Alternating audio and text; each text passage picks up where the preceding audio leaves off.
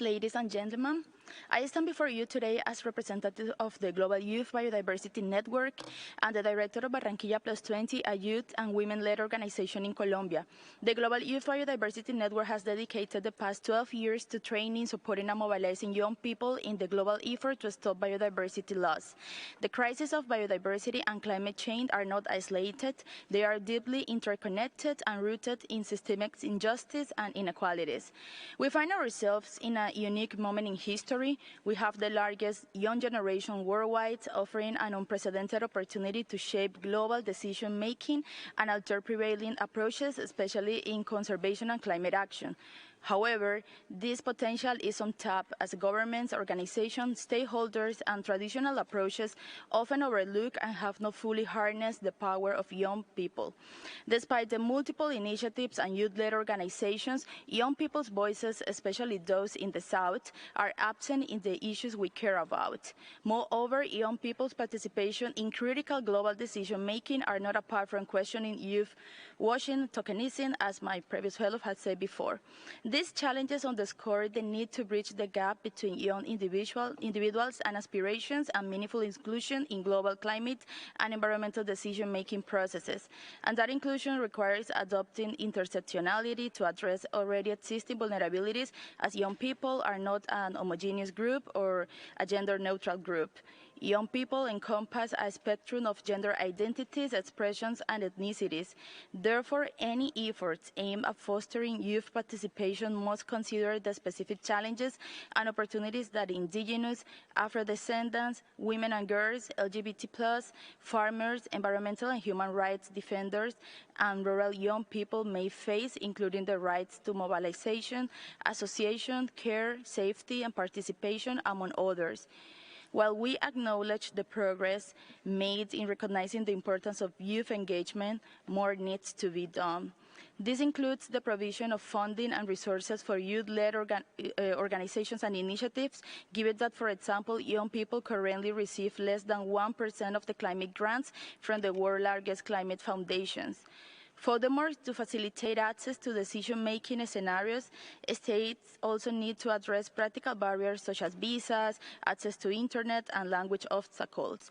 Economic barriers also present significant challenges for young people seeking to connect with nature and participate in conservation efforts, or in the possibility of attending in-person negotiations, enjoying protected areas, and/or engaging in other crucial initiatives.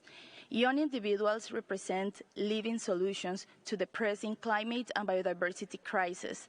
The youth movement dedicated to biodiversity is actively engaging in collective actions, translating global commitments like the recently adopted Kunming-Montreal Global Biodiversity Framework into tangible on-ground initiatives. These efforts encompass transformative education, advocacy campaigns, conservation, ecosystem restoration, human rights advocacy, among others. Moreover, chapters of the Global Youth Biodiversity Network are mobilizing at local, national, and regional level.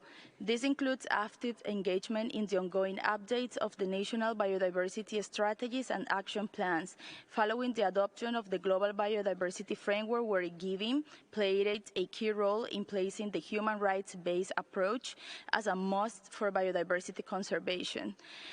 It also includes mobilizing for regional strategies to safeguard human rights in environmental democracy, such as the Escazú Agreement or the Aarhus Convention.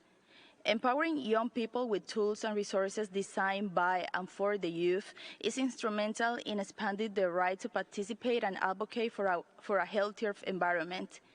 Global Youth Biodiversity Network has initiated various programs such as CBD in a Nutshell, a youth-led guidebook on the CBD process, which not only enables active participation in CBD discussions, but also serves as a valuable resource for negotiators.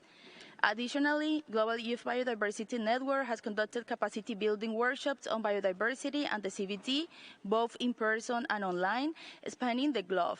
These workshops foster a holistic comprehension of the socio-ecological crisis, employ system thinking, and facilitate the creation of shared visions and recommendations to live in harmony with nature.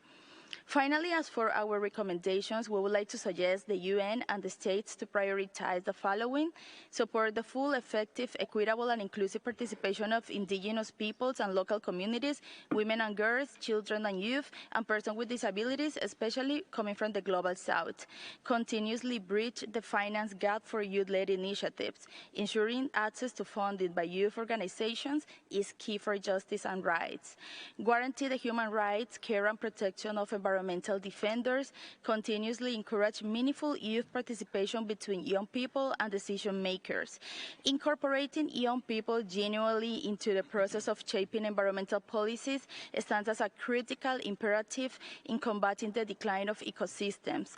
As we look to the present and to the future, it becomes increasingly evident that profound and sustained changes spanning from the local to the global scale and across diverse stakeholders are necessary.